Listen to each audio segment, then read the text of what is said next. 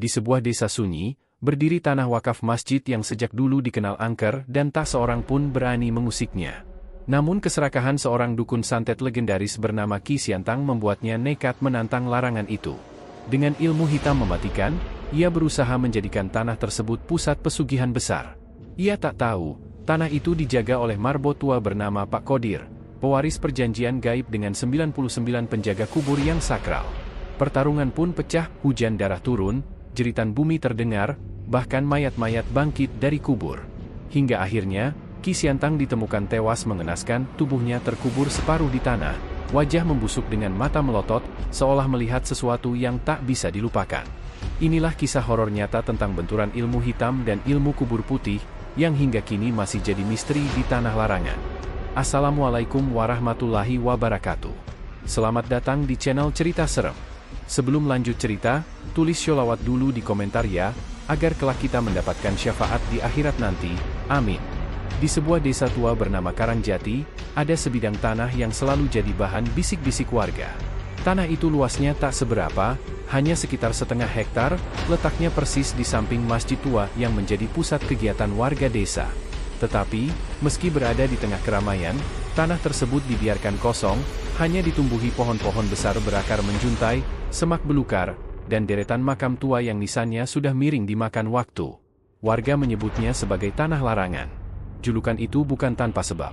Sejak dulu, setiap kali ada orang yang nekat mencoba memanfaatkan tanah itu untuk bercocok tanam, mendirikan rumah, bahkan sekadar menebang pohon, selalu berakhir dengan kejadian mengerikan.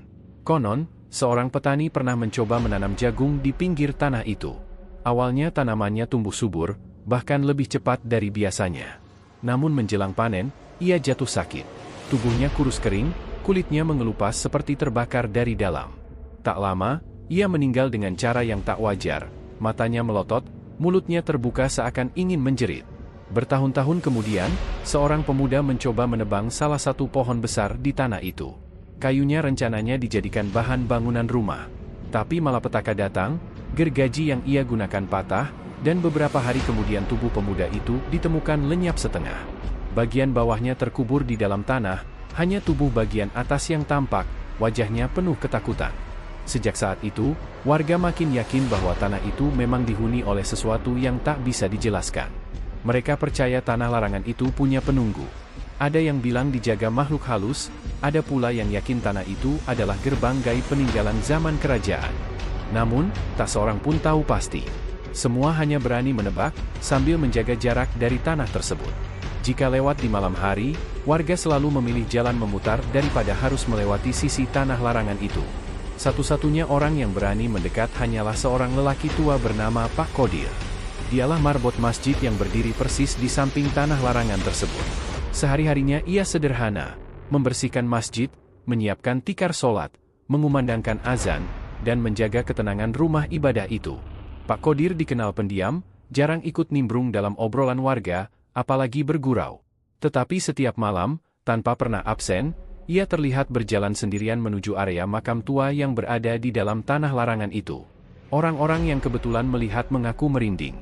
Pak Kodir membawa lentera minyak kecil yang cahayanya redup kekuningan. Dengan langkah pelan, ia duduk di dekat nisan paling tua, lalu membaca doa panjang yang terdengar lirih, kadang menyerupai lantunan zikir, kadang menyerupai bahasa kuno yang tidak mereka mengerti.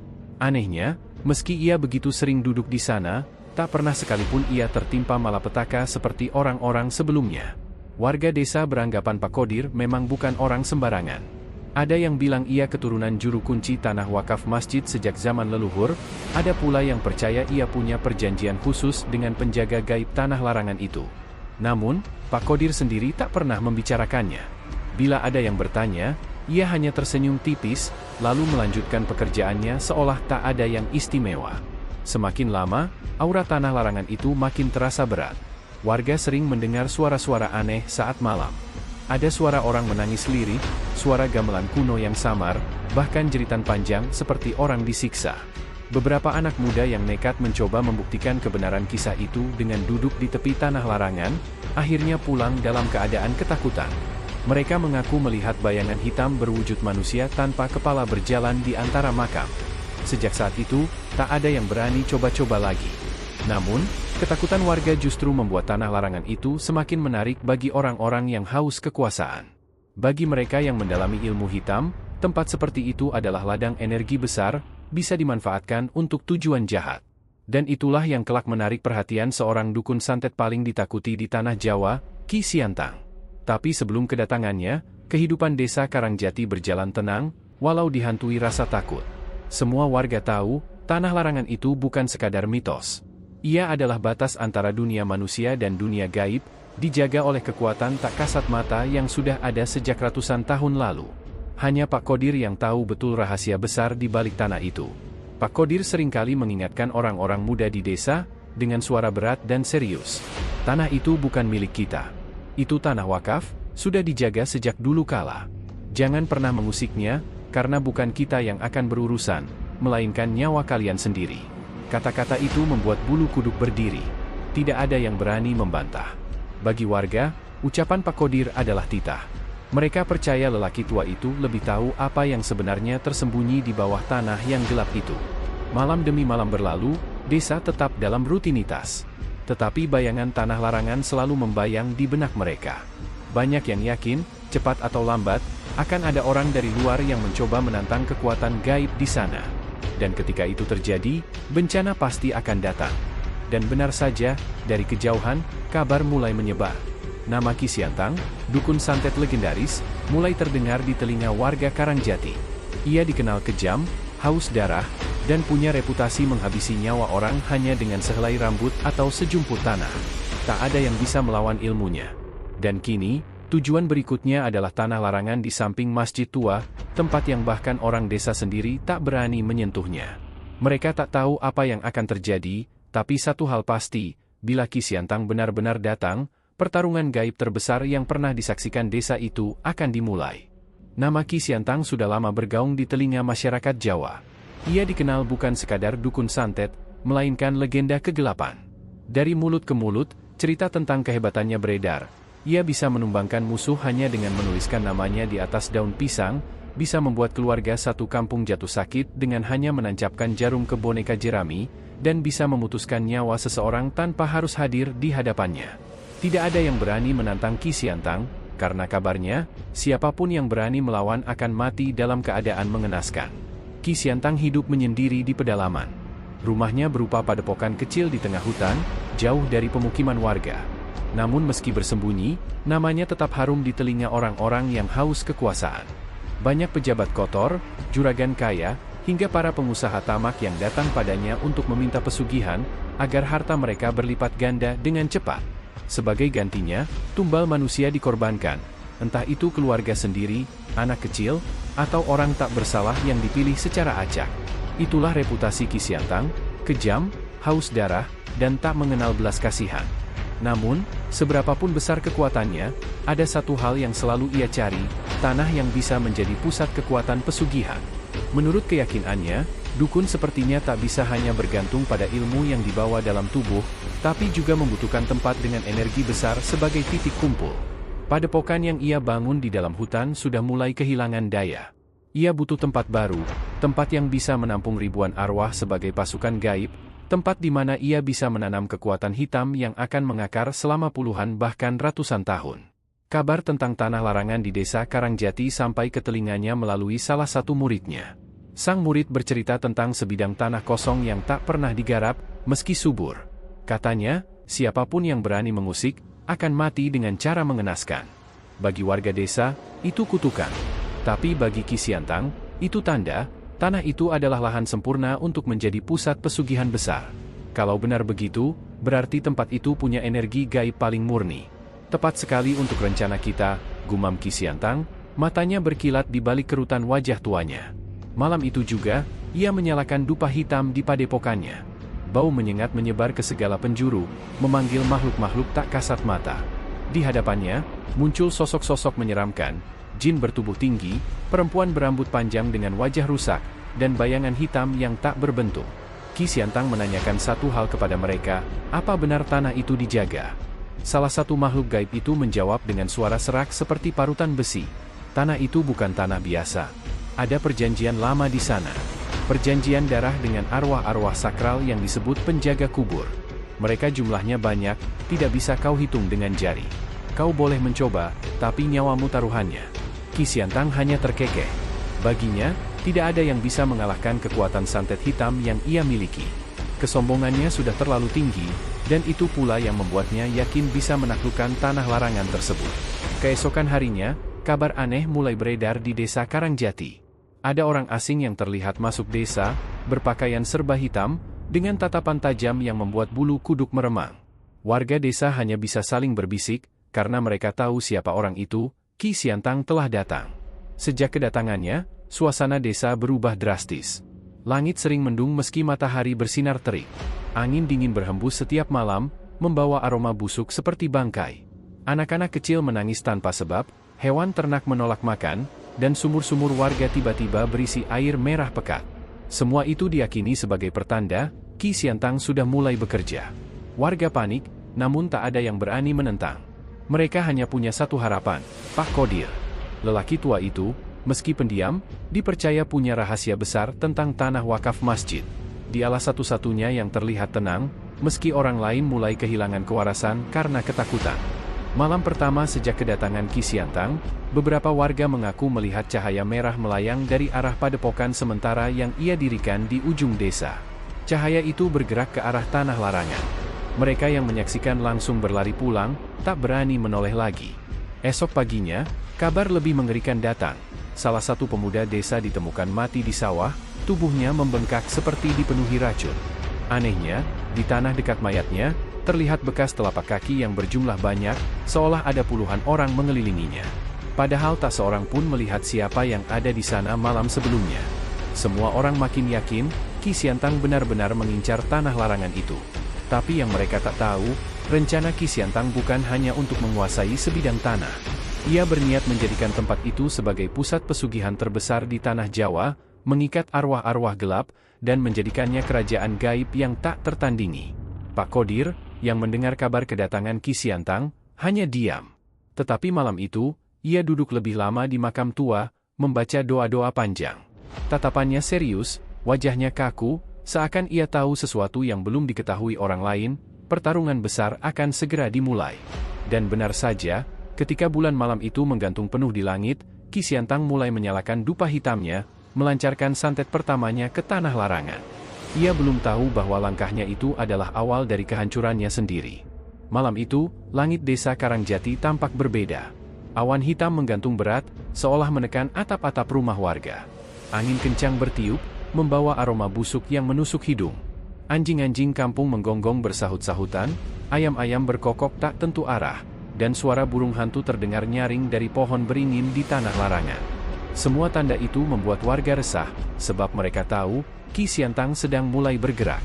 Di sebuah gubuk sementara yang ia dirikan di pinggir desa, Qi Xiantang duduk bersila di depan tungku tanah liat. Api kecil menyala, asap dupa hitam mengepul memenuhi ruangan. Di sekelilingnya tergeletak sesajen, kepala ayam hitam, kendi berisi darah kambing, kain kafan yang masih lembab, dan segenggam tanah yang diambil diam-diam dari sekitar tanah wakaf masjid. Qi Xiantang mulai melafalkan mantra dengan suara serak. Bahasa yang ia gunakan bukan bahasa Jawa biasa, melainkan bahasa kuno yang sudah jarang didengar manusia. Tangannya bergerak cepat, menusukkan jarum-jarum kecil ke boneka jerami, sambil menaburkan abu dupa ke atasnya. Ia kemudian menghembuskan napas panjang ke arah utara, ke arah tanah larangan. Sekejap, udara berubah. Angin berputar kencang, menimbulkan suara menderu. Dari dalam tanah terdengar suara gemeretak, seperti ada sesuatu yang retak di perut bumi. Lalu muncul jeritan panjang, suara samar-samar manusia yang berteriak kesakitan. Warga yang tinggal dekat masjid segera terbangun dari tidurnya. Mereka keluar rumah dengan wajah pucat, melihat langit yang tiba-tiba memerah. Seolah ada api besar yang membakar udara. Ya Allah, apa yang sedang terjadi? Bisik seorang ibu sambil menggendong anaknya yang menangis ketakutan. Sementara itu, di gubuknya, Qi Xiantang semakin larut dalam ritual. Tubuhnya berguncang, matanya melotot merah, dan suaranya meninggi. Ia merasakan energi gaib yang sangat besar datang dari tanah larangan. Energi itu liar, beringas, dan tak terkendali. Bagi Qi Xiantang, itulah tanda ia sudah mulai berhasil membuka gerbang penguasaan. Namun, sesuatu yang tak ia duga terjadi. Api tungku di depannya mendadak padam dengan sendirinya. Dupa hitam meletus, memercikan bara ke wajahnya. Boneka jerami yang tadi ia tusuk-tusuk tiba-tiba terbakar tanpa sebab. Dan di dalam gubuknya, terdengar suara mengerikan, suara ratusan orang menangis, berteriak, dan tertawa sekaligus. Qi Xiantang sempat tertegun. Ia sadar, energi tanah itu melawan balik. Di waktu yang sama, seorang muridnya yang ikut dalam ritual itu tiba-tiba terjerembab ke lantai. Tubuhnya kejang-kejang, matanya berputar ke atas, mulutnya berbusa. Tak lama, tubuhnya membengkak, kulitnya mengelupas, dan dari tubuhnya keluar cairan hitam pekat yang baunya menyengat. Murid itu tewas seketika, dengan kondisi yang mengenaskan. Qi Xiantang menatapnya dengan wajah murka. Bukan karena kehilangan murid, melainkan karena ia merasa diremehkan. Berani sekali kau melawan, tanah terkutuk. Kau pikir bisa menolak kehendakku? Suaranya bergema di dalam gubuk. Di sisi lain, Pak Qodir menyadari apa yang sedang terjadi. Malam itu, ia tidak tidur. Ia berjalan menuju tanah wakaf masjid, membawa lentera kecilnya. Ia duduk di depan makam paling tua, lalu melantunkan doa panjang.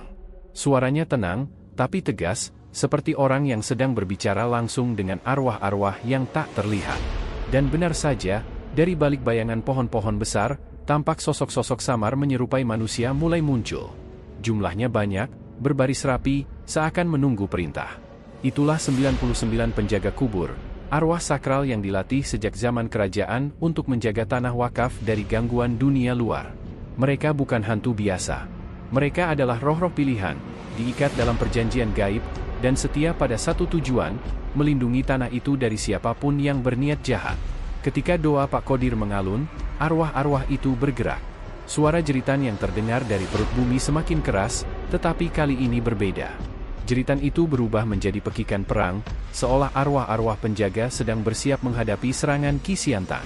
Warga desa yang ketakutan hanya bisa bersembunyi di balik pintu rumah, menyaksikan dari kejauhan. Mereka melihat cahaya merah dari arah gubuk Qi Xiantang, dan cahaya putih kehijauan dari arah tanah larangan. Dua kekuatan itu saling mendekat, lalu meledak di udara, menimbulkan getaran seperti gempa bumi kecil. Ya Allah, apa yang akan terjadi pada desa ini? Bisik seorang lelaki tua sambil memeluk cucunya erat-erat. Qi Xiantang semakin kalap. Ia menyalakan kembali dupa hitamnya, mencampurkan darah kambing dengan abu dan tanah, lalu meneguknya sendiri. Tubuhnya bergetar hebat, matanya menyala merah, dan dari mulutnya keluar suara-suara aneh yang bukan milik manusia. Ia sudah melepaskan santet paling mematikan yang ia miliki. Tapi serangan itu tak pernah sampai ke tanah larangan.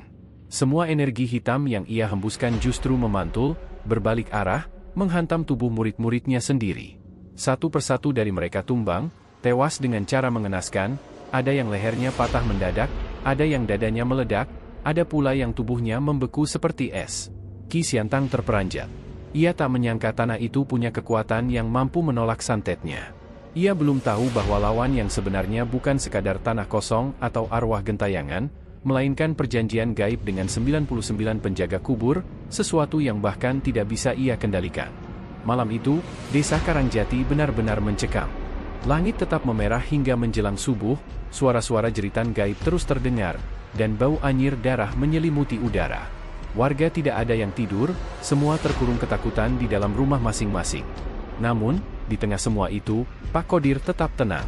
Ia terus duduk di depan makam tua, membaca doa tanpa henti, menjaga agar para penjaga kubur tetap berada di sisi tanah wakaf.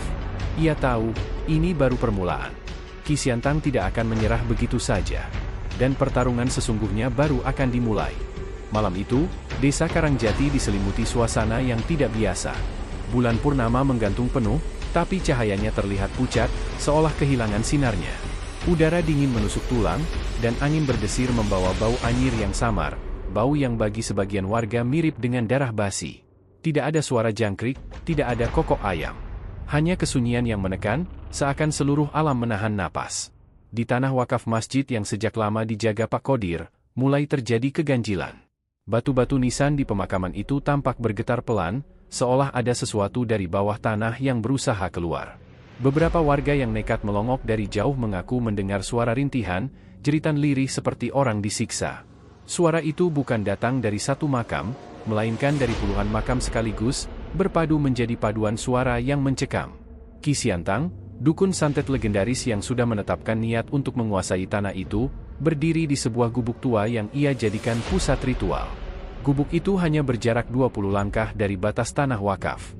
Malam sebelumnya, ia sudah menanamkan berbagai media hitam, boneka jerami ditusuk jarum, potongan kain kafan curian, dan kendi tanah berisi darah hewan yang dikubur di sudut-sudut pemakaman. Semua itu adalah bagian dari rencananya membalikkan energi tanah keramat, menjadikannya pusat pesugihan terbesar di Jawa. Namun, semakin ia memaksakan ritual, semakin banyak kejanggalan yang terjadi. Api kemenyan padam sendiri, meski angin nyaris tak berhembus. Ayam hitam yang ia sembelih untuk tumbal mendadak menjerit panjang sebelum mati, seolah merasakan penderitaan yang lebih dari sekadar disembelih. Dan lebih dari itu, tubuh Ki Siantang mulai merasakan panas di kulitnya, padahal udara malam sedingin es.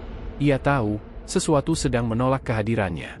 Di seberang sana, di serambi masjid, Pak Qodir tengah duduk bersila dengan wajah tenang. Pria tua itu memegang tasbih kayu yang sudah kusam, bibirnya terus bergetar melafalkan doa-doa.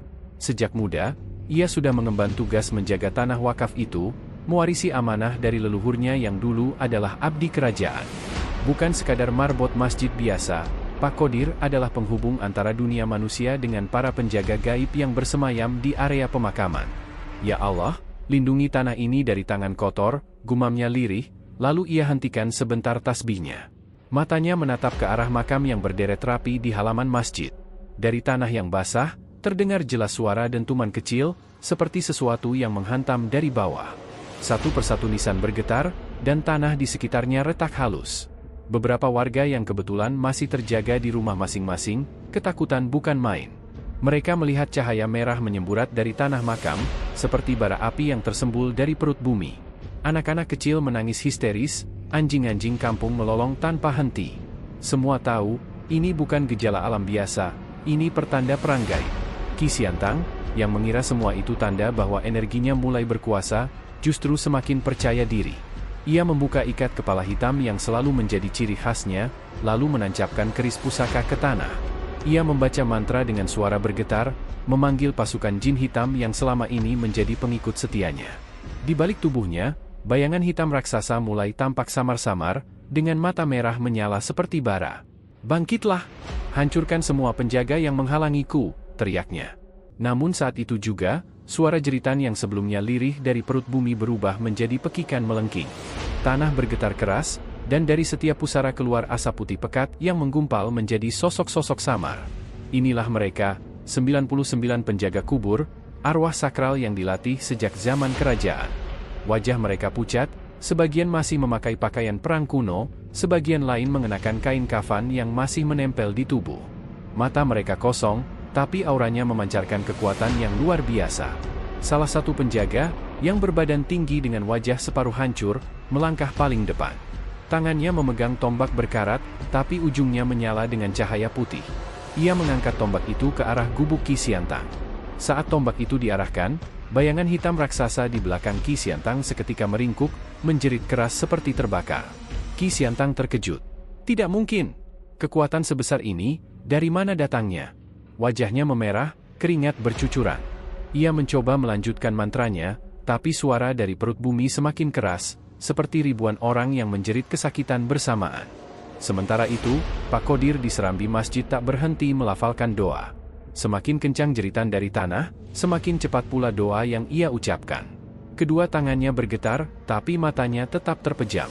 Ia tahu, pertempuran yang sebenarnya bukan di hadapan mata manusia, melainkan di dimensi gaib yang sedang terbuka malam itu. Ketika jarum jam menunjuk pukul 12 tepat, hujan turun tiba-tiba. Tapi ini bukan hujan biasa. Tetesannya berwarna merah pekat, jatuh menimpa tanah dan menodai atap rumah warga. Warga yang melihat langsung berteriak ketakutan. "Hujan darah? Ya Allah, lindungi kami!" teriak seorang ibu sambil menutup pintu rumahnya rapat-rapat. Di area makam, hujan darah itu justru menambah kekuatan para penjaga. Sosok-sosok putih itu semakin solid, semakin jelas wujudnya. Mereka membentuk lingkaran besar, mengepung gubuk Ki Siantang dari segala arah. Bayangan hitam pengikut Ki Siantang berusaha menyerang, tapi setiap kali mendekat, tubuh mereka terbakar oleh cahaya putih yang memancar dari pusara. Ki Siantang mulai kehilangan kendali. Tangan kirinya gemetar hebat, matanya melotot, urat lehernya menegang. Ia mencoba menusukkan keris ke tanah sekali lagi, berharap bisa membuka gerbang gaib yang lebih besar. Namun, tanah menolaknya. Keris itu mental, bahkan menghantam lengannya sendiri hingga berdarah. Tidak, ini tidak bisa terjadi. Aku Qi Xiantang, dukun terhebat. Ia meraung marah. Tapi suaranya tenggelam oleh jeritan dari perut bumi yang semakin keras, seolah seluruh arwah penghuni tanah wakaf itu ikut bersuara. Di serambi masjid, Pak Qodir membuka mata. Sekilas ia melihat siluet para penjaga berjalan ke arah gubuk Qi Xiantang. Sudah tiba saatnya, gumamnya. Malam itu menjadi saksi awal kehancuran Qi Xiantang. Jeritan dari perut bumi tidak hanya terdengar oleh telinga manusia, tapi juga mengguncang batin siapapun yang mendengar. Warga desa bersembunyi di rumah masing-masing, memeluk keluarga dengan wajah pucat. Tidak ada yang berani mendekat ke masjid atau pemakaman. Semua tahu, malam itu adalah malam adu kekuatan antara santet hitam Qi Xiantang dan ilmu kubur putih para penjaga. Dan perang baru saja dimulai. Hujan darah yang mengguyur desa Karangjati belum reda. Setiap tetesnya meninggalkan noda merah pekat di tanah, merembes hingga masuk ke sela-sela batu nisan. Warga desa yang menyaksikan dari kejauhan hanya bisa bersembunyi di balik pintu rumah. Mereka ketakutan, karena suara jeritan dari perut bumi semakin keras. Bukan lagi hanya rintihan, melainkan pekikan yang menusuk telinga, membuat bulu kuduk berdiri. Di tengah pusaran kengerian itu, Qi Xiantang berdiri dengan wajah penuh amarah. Rambutnya basah kuyup menempel di wajah, mata merahnya melotot beringas. Ia menggenggam keris yang kini berlumuran darahnya sendiri. Aku tidak akan kalah dari arwah kuburan, teriaknya lantang, suaranya parau menembus gemuruh malam. Ia lalu menggambar simbol aneh di tanah dengan darahnya, simbol pemanggil roh pengikut pesugihan. Segera, tanah di bawahnya berguncang, dan bayangan hitam menyeruak keluar, ratusan wujud menyeramkan. Dari sosok tinggi berambut api hingga makhluk berwujud binatang buas. Mereka adalah pasukan santet yang selama ini menjadi senjata Qi Xiantang. Tapi saat mereka keluar, pusara di tanah wakaf berguncang lebih keras. Retakan semakin lebar, dan dari celah itu, tangan-tangan pucat perlahan muncul. Jari-jari kurus penuh tanah mencengkeram udara. Lalu satu persatu tubuh mayat bangkit dari dalam kubur. Pakaian mereka robek, beberapa masih mengenakan kain kafan yang sudah membusuk. Mata mereka kosong, tapi tubuhnya tegak. Inilah arwah-arwah yang dipanggil oleh 99 penjaga kubur, bukan untuk menebar teror, melainkan untuk menjaga tanah suci dari niat kotor. Warga yang melihat dari balik jendela histeris. Astagfirullah, mayat-mayat bangkit, teriak seorang lelaki tua, jatuh terduduk karena ketakutan. Anak-anak kecil menangis, suara mereka tertelan lolongan anjing yang terdengar serempak dari penjuru desa. Qi Xiantang menyeringai, meski hatinya bergetar. Kalau arwah bisa bangkit, maka mereka akan aku kuasai. Ia mengibaskan kerisnya ke arah para mayat, membaca mantra pengikat arwah. Namun, bukan ketaatan yang ia dapat.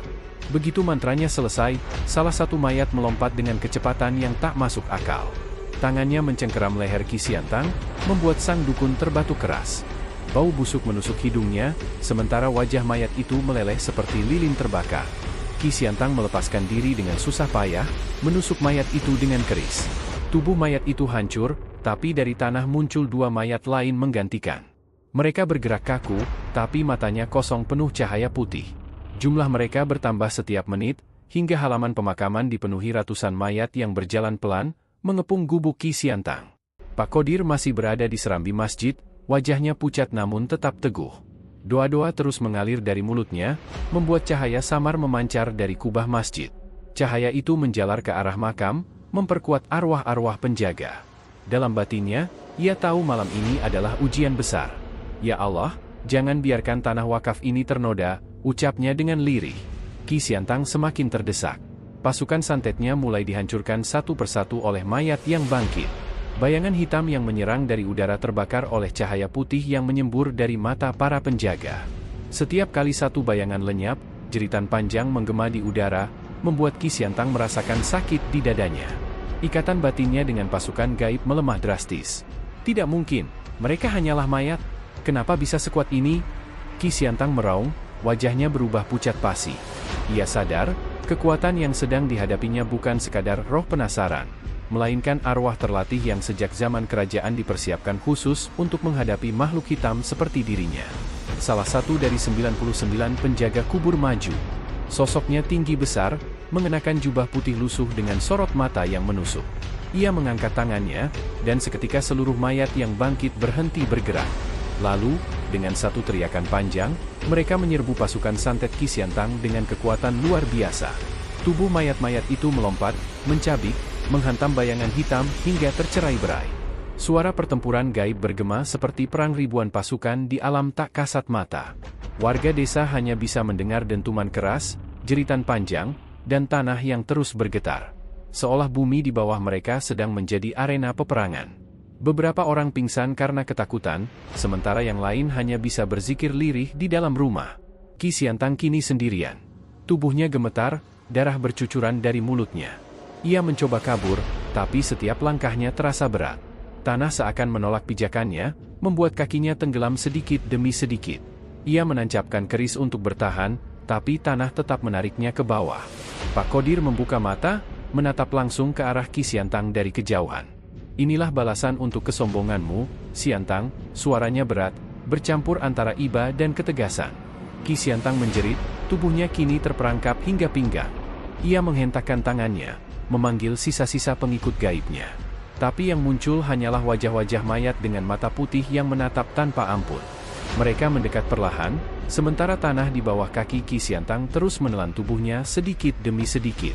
Di langit, bulan purnama tertutup awan hitam pekat. Hujan darah semakin deras, dan jeritan dari perut bumi mencapai puncaknya. Seakan seluruh dunia malam itu menyaksikan satu hal. Jatuhnya seorang dukun santet legendaris yang berani menantang tanah larangan. Qi Xiantang menatap langit dengan mata terbuka lebar, wajahnya penuh keputusasaan. "Tidak, aku tidak boleh mati di sini," teriaknya. Tapi teriakannya hanya berbalas pekikan arwah yang semakin keras, menenggelamkan seluruh suaranya. Malam itu menjadi malam yang tidak pernah dilupakan warga desa Karangjati. Malam ketika mayat-mayat benar-benar bangkit dari kubur, bukan untuk meneror manusia, melainkan untuk menegakkan perjanjian gaib yang sudah berusia ratusan tahun. Dan Qi Xiantang kini terjebak dalam lingkaran kematian yang ia ciptakan sendiri. Fajar belum menampakkan tanda-tandanya. Malam itu masih diselimuti purnama pucat, meski cahaya bulan tertutup awan hitam pekat. Hujan darah yang mengguyur sejak tengah malam mulai reda, namun bau amisnya tertinggal, meresap ke tanah, menempel pada dinding rumah, bahkan melekat di pakaian warga yang ketakutan bersembunyi di balik pintu. Suara jeritan dari perut bumi masih sesekali terdengar, meski tidak lagi sekeras sebelumnya. Kini, suara itu lebih dalam, seperti raungan panjang yang menggema dari jurang tak berujung. Bagi warga Karangjati, malam itu sudah cukup untuk menorehkan trauma yang tak akan hilang sepanjang hidup mereka. Di tengah semua kengerian itu, nasib Qi Xiantang mencapai titik terburuk. Tubuhnya terperangkap di tanah wakaf yang sejak awal ingin ia kuasai. Kakinya sudah tertelan tanah hingga sebatas perut. Ia meronta dengan sekuat tenaga, ototnya menegang, urat lehernya menonjol, tapi semakin keras ia berusaha, semakin dalam tubuhnya ditarik. Keris pusaka yang selama ini menjadi senjatanya sudah patah. Bilahnya terlempar ke tanah, tertindih beban tanah basah bercampur darah hujan. Qi Xiantang berusaha menggapainya, tapi tangannya gemetar hebat, seperti lumpuh sebagian. Napasnya tersengal, dadanya sesak, namun matanya masih dipenuhi api kebencian. Tidak mungkin aku dikalahkan begini. Aku Qi Xiantang. Aku penguasa nyawa, suaranya parau, berubah menjadi raungan putus asa. Di sekelilingnya, para mayat yang bangkit dari kubur berdiri diam, memandangnya dengan tatapan kosong namun menusuk. Mereka tidak bergerak mendekat, seolah hanya menjadi saksi dari hukuman yang dijatuhkan tanah keramat. Dari antara mereka, muncul satu sosok penjaga dengan pakaian perang kuno, wajahnya penuh luka, matanya menyala putih. Dialah salah satu pemimpin dari 99 penjaga kubur. Sosok itu mengangkat tangannya. Tanah di bawah Qi Xiantang berguncang, lalu terdengar suara retakan yang dalam. Dari celah tanah itu keluar asap putih yang berputar mengitari tubuh Qi Xiantang. Asap itu berputar seperti pusaran, lalu menekan tubuhnya semakin ke bawah. Kini hanya dada ke atas yang masih terlihat, sementara bagian tubuh lain sudah terkubur. "Tidak, lepaskan aku," Qi Xiantang meraung, matanya melotot. Wajahnya berubah semakin pucat, bibirnya membiru. Sisa-sisa energi hitam yang menyelubungi tubuhnya tampak terhisap ke dalam tanah. Ia mencoba membaca mantra untuk melawan, namun lidahnya terasa keluh. Suara yang keluar dari mulutnya hanya gumaman tak jelas, seakan lidahnya terikat oleh kekuatan tak kasat mata. Di serambi masjid, Pak Kodir masih bersila, tubuhnya basah kuyup oleh hujan darah yang sebelumnya mengguyur. Ia menatap jauh ke arah Qi Xiantang. Matanya redup, penuh kelelahan, namun tetap terjaga. Dalam hati ia tahu, pertempuran hampir selesai. Inilah balasan atas kesombonganmu, Xiantang, gumamnya lirih. Ketika jarum jam menunjuk pukul 3 dini hari, langit menggelegar. Petir menyambar pohon besar di pinggir desa, membuat sebagian warga berteriak kaget. Cahaya putih kilat menerangi pemakaman, dan di saat itu, tubuh Qi Xiantang semakin tenggelam. Kini hanya kepalanya yang masih terlihat. Rambut panjangnya terurai, wajahnya dipenuhi tanah, matanya melotot seakan tak ingin terpejam. Tiba-tiba, dari dalam tanah terdengar jeritan panjang yang bukan hanya suara Qi Xiantang, tapi seolah gabungan dengan ratusan suara lain. Jeritan itu melengking hingga membuat telinga warga sakit, memaksa mereka menutup kuping sambil menangis ketakutan. Bahkan beberapa orang pingsan mendengar suara itu. Qi Xiantang kini hanya tersisa wajahnya yang terlihat di atas tanah. Matanya terbuka lebar, lidahnya terjulur, napasnya terengah-engah. Kulit wajahnya mulai berubah warna, pertama keabu-abuan, lalu kehijauan, dan perlahan membusuk seakan ia sudah mati berhari-hari. Padahal tubuhnya masih bergerak, matanya masih berputar-putar penuh ketakutan. Ya Allah, apa yang kami lihat ini, gumam seorang warga dari balik jendela rumahnya. Tidak ada yang berani keluar. Tidak ada yang berani mendekat. Semua hanya bisa menjadi saksi dari kejadian yang bahkan sulit dipercaya akal sehat. Pak Qodir menutup mata, melanjutkan doa-doanya. Ia tahu, inilah hukuman yang sudah digariskan bagi orang yang berani menodai tanah wakaf. 99 penjaga kubur tidak akan membunuh dengan tangan mereka. Mereka akan membiarkan tanah itu sendiri menelan orang yang berani melawan perjanjian gaib. Menjelang fajar, jeritan Qi Xiantang mulai melemah. Tubuhnya tak lagi meronta. Hanya wajahnya yang masih terlihat, membusuk dengan cepat, seolah waktu kematiannya dipercepat puluhan kali lipat. Matanya terbuka lebar, membeku dalam tatapan yang mengerikan. Tatapan yang bagi siapapun yang melihatnya, akan selalu teringat sepanjang hidup. Ketika matahari pertama muncul di ufuk timur, hujan darah berhenti total. Langit berubah cerah, burung-burung mulai terdengar kembali. Seolah malam panjang penuh teror itu hanya mimpi buruk. Namun, bukti nyata masih ada. Di tanah wakaf, wajah Qi Xiantang terkubur separuh, dengan mata terbuka lebar, membusuk namun tetap utuh. Warga desa mulai keluar rumah, perlahan-lahan mendekat dengan wajah pucat. Tidak ada yang berani menyentuh jasad itu. Bahkan orang-orang yang dikenal paling berani pun memilih mundur ketika melihat mata Qi Xiantang yang seakan masih hidup, menatap siapapun yang mendekat. Pak Qodir berdiri, tubuhnya gemetar karena kelelahan. Ia berjalan pelan ke arah makam, menatap wajah Qi Xiantang yang kini menjadi peringatan abadi. Inilah akhir dari orang yang menantang janji leluhur, ucapnya lirih, lalu menunduk dalam-dalam. Warga hanya bisa terdiam. Tidak ada yang berani menguburkan jasad itu. Mereka sepakat membiarkannya begitu saja, karena siapapun tahu, menyentuh tubuh Qi Xiantang bisa membawa malapetaka.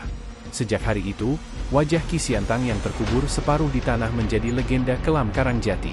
Orang-orang dari desa lain datang hanya untuk melihat dengan mata kepala sendiri, tapi tidak ada satupun yang berani menyentuh. Bahkan jika hujan deras turun, wajah itu tetap muncul di permukaan, membusuk namun tidak pernah hilang. Malam panjang itu meninggalkan luka batin bagi semua saksi. Mereka tahu, tanah wakaf masjid bukan sekadar tanah biasa. Ia adalah tempat yang dijaga oleh kekuatan kuno, kekuatan yang tidak bisa ditantang oleh siapapun, bahkan seorang dukun santet legendaris sekalipun.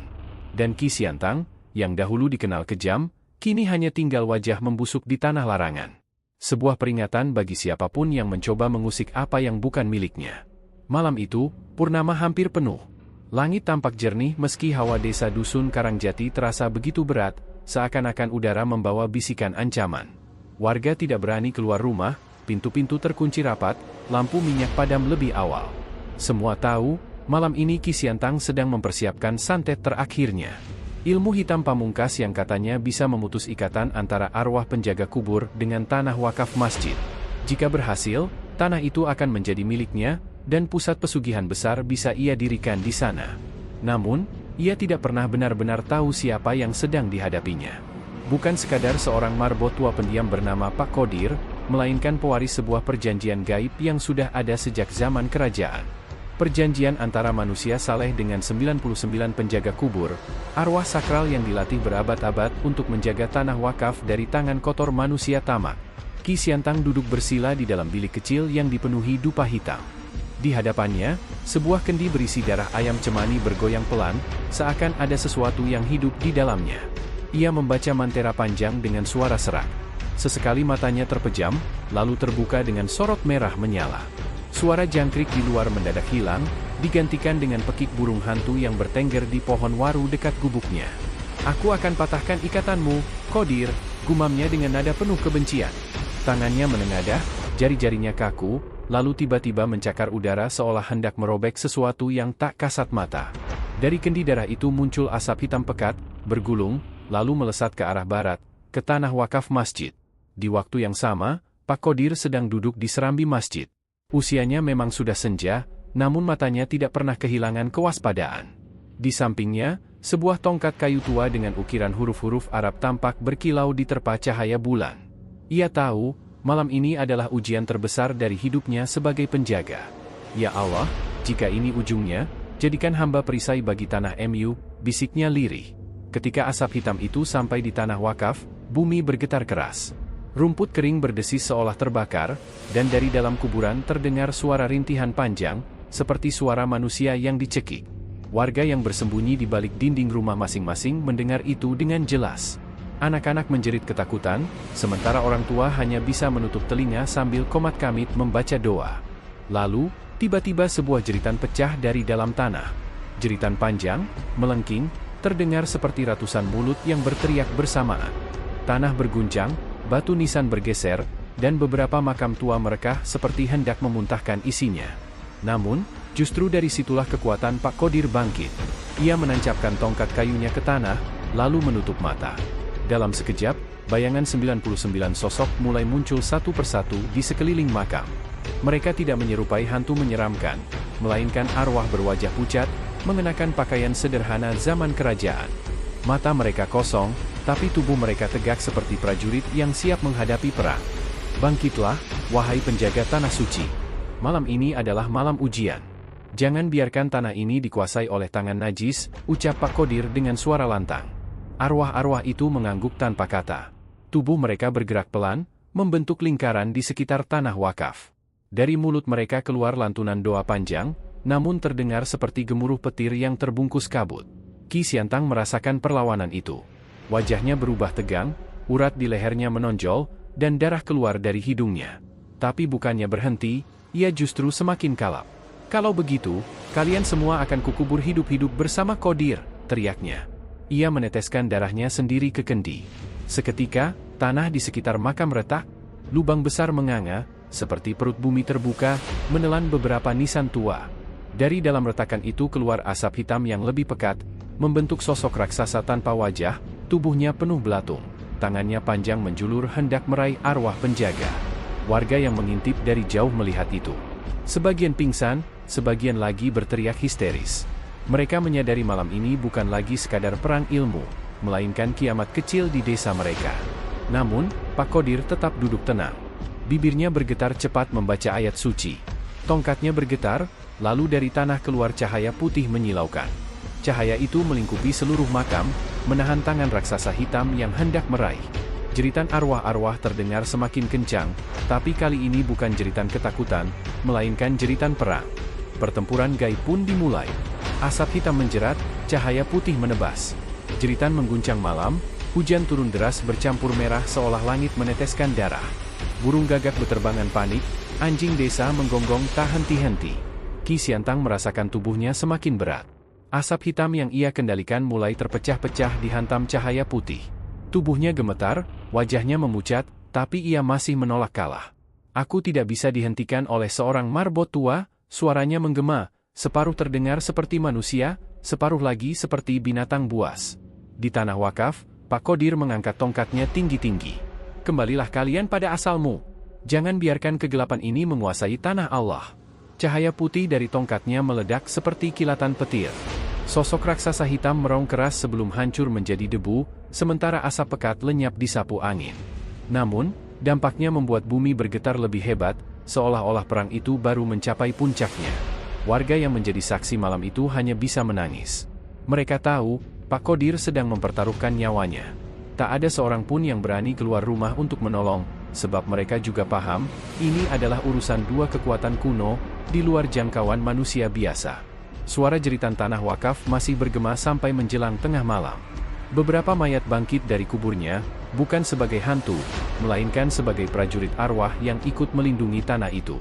Mereka berbaris dengan mata kosong, menghalangi setiap serangan gaib yang datang dari Qi Xiantang. Namun, Qi Xiantang tidak gentar. Ia masih punya satu mantera terakhir, ilmu paling kelam yang belum pernah ia gunakan. Mantera itu hanya bisa dipakai sekali seumur hidup, karena setelahnya, tubuh pemiliknya akan dikorbankan. Dan ia sudah siap. Kalau aku harus binasa, maka kalian semua akan ikut bersamaku, teriaknya sambil menusukkan keris pusaka ke dadanya sendiri. Darahnya memancar, mengenai kendi, dan seketika seluruh tanah bergetar lebih dahsyat dari sebelumnya. Dari perut bumi terdengar suara ledakan, lalu disusul jeritan panjang yang membuat bulu kuduk semua orang berdiri. Malam itu, Dusun Karangjati benar-benar masuk ke dalam mimpi buruk yang tidak bisa mereka lupakan. Malam itu adalah malam purnama terakhir dalam siklus bulan Jawa.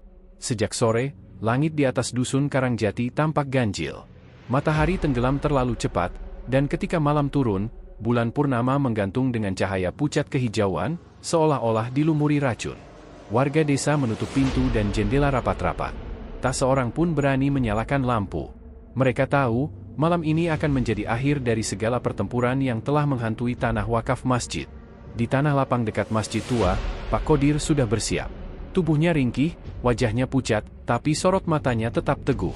Tongkat kayu bertuliskan kaligrafi masih ia genggam erat. Ia sadar, malam ini adalah malam terakhir Qi Xiantang akan melancarkan serangan pamungkasnya. Jika ia lengah sedikit saja, seluruh desa bisa hancur, dan tanah wakaf akan jatuh ke tangan kegelapan. Di seberang desa, Qi Xiantang sudah bersiap di gubuknya. Tubuhnya berlumuran darah, bekas dari ritual sebelumnya.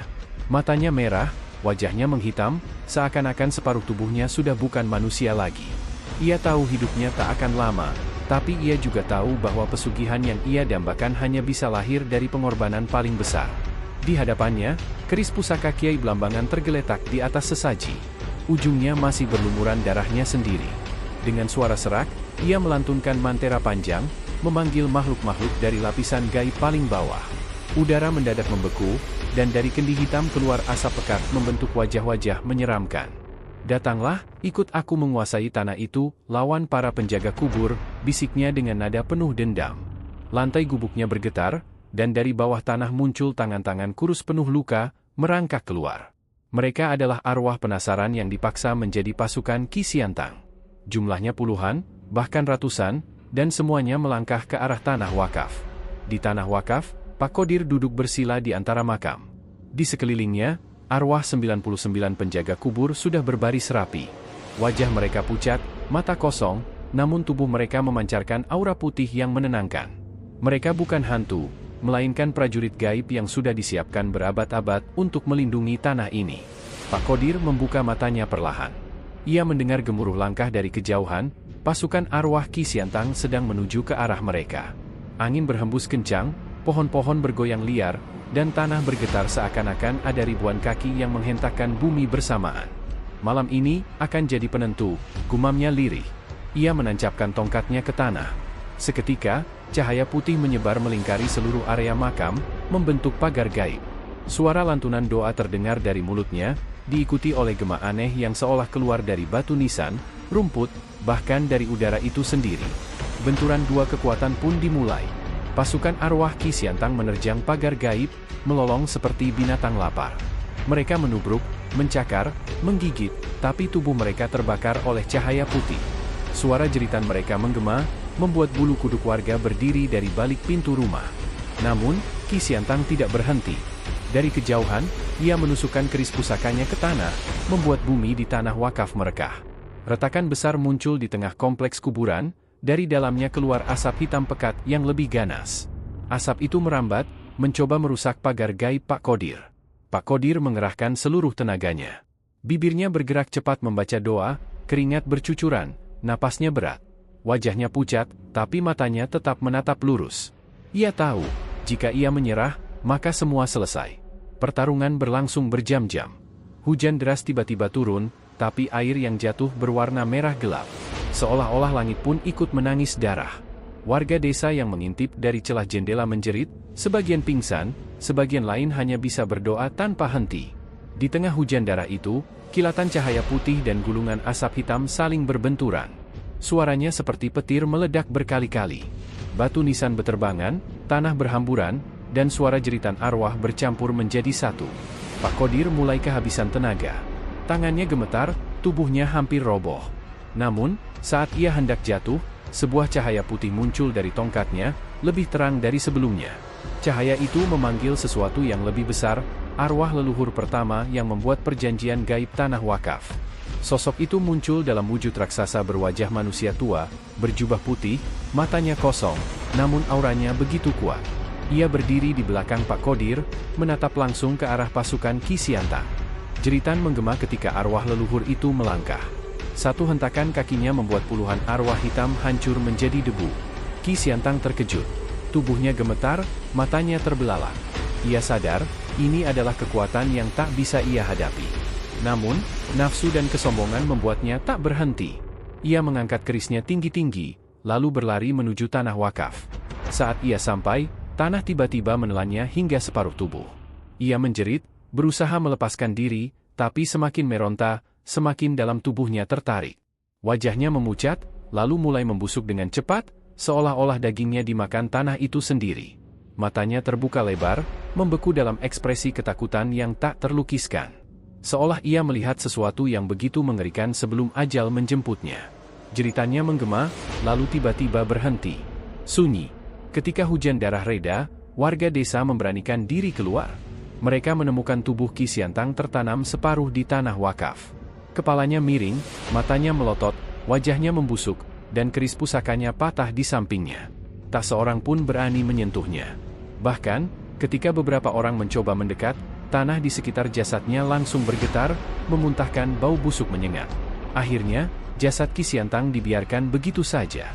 Warga percaya, tanah itu sendiri yang menolak jasadnya keluar. Hingga bertahun-tahun kemudian, tubuhnya masih terlihat di sana, membusuk tanpa hancur sepenuhnya, menjadi peringatan bagi siapapun yang berani mengusik tanah larangan. Pak Qodir jatuh pingsan setelah pertempuran itu. Warga menemukannya terbaring di serambi masjid, masih memegang tongkat kayu. Ketika ia sadar, ia hanya berkata pelan, "Tanah ini sudah terlindungi. Jangan pernah ada yang berani menjualnya." Sejak malam itu, Dusun Karangjati menjadi desa yang dipenuhi cerita mistis. Orang-orang luar tak ada yang berani mendekat ke tanah wakaf. Bahkan pendatang yang hanya lewat sering merasakan hawa panas dingin sekaligus, seolah ada mata-mata gaib yang mengawasi. Warga menjaga tanah itu dengan penuh hormat. Mereka percaya, tanah itu bukan sekadar wakaf, melainkan benteng gaib yang mengikat keseimbangan antara dunia manusia dan dunia arwah. Dan di tengah tanah itu, jasad Ki Siantang tetap menjadi saksi bisu. Tubuh separuh terkubur, wajah membusuk dengan mata melotot, seakan masih menatap sesuatu yang hanya bisa ia lihat di detik-detik kematiannya. Orang-orang menyebutnya sebagai malam purnama terakhir Ki Siantang. Sebuah malam ketika kesombongan dan nafsu seorang dukun santet legendaris akhirnya dikubur oleh tanah yang tidak bisa ditaklukkan.